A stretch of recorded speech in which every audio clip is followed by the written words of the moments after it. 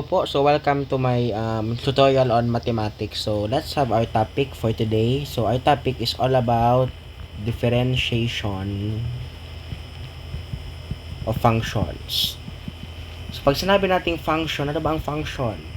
So there are different ways to represent or define a function. Pero ang pinaka-main objective or main description ng function, as long as meron nga na domain and range. So that is the most common description ng isa pong function. So, nakuha po natin. So, ang topic natin is all about differentiation of functions. So, let's have or proceed to our example. So, number 1, get the differentiation or derivative of 4x to the 6th power minus 5x squared plus 6. So, ang gagawin natin dito, we're going to multiply the exponent to the base. Differentiate kada isa. So, 6 times 4, 24, copy the base, subtract 1 palagi sa exponent, 6 minus 1 is 5, so okay na to. Minus 5x squared, may siyang 10 times x, kasi 2 minus 1 is 1, and then, itong plus 6, wala na yan. So this is the derivative of the first item. Pangalawa, what if you are to get the derivative of cosine of 2x squared plus 3? So, ang derivative ng cosine is negative sign. So, negative, derivative, get the differentiation of this term, 2x squared plus 3 is equivalent to 4x. Tapos yung derivative ng cosine is negative sign. So, sine times 2x squared plus 3. So, ito na po.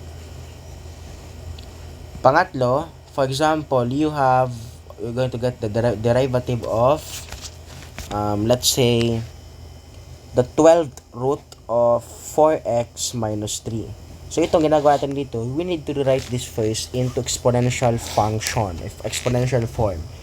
May siyang 4x minus 3 raised to 1 over the index, which is 12. Distribute the exponent to the base, so may siyang 1 over 12 times 4x minus 3 raised to 1 over 12 minus 1 times the derivative of 4x minus 3, which is positive 4, because the derivative of a constant is always equal to 0. Distribute 4 times 1 over 12 is 4 over 12 or 1/3 times 4x minus 3 raised to 112 minus 1. Ano kaya ang value ng 112 minus 1? May siyang negative 11 over 12. Or pag tig-write natin yan, may siyang 1 over 3. Tapos, ano yan, 12 root of 4x minus 3 raised to 11 power. So, this is the derivative.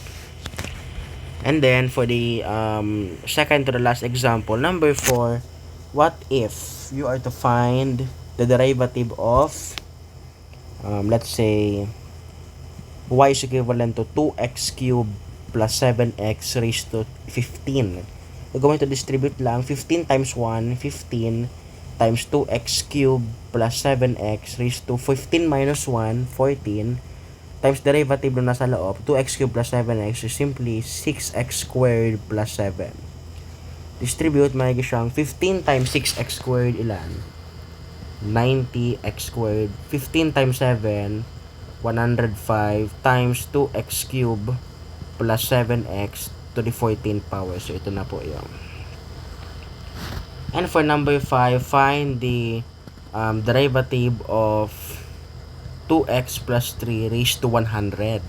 So, napakadali lang po nito. Distribute o multiply the exponent. 100 times 2x plus 3 raised to 100 minus 1, 99 times 2, the derivative of 2x plus 3, which is 2, is equivalent to 200 times 2x plus 3 raised to 99. So, ganoon lang po kasimple. Thank you for listening.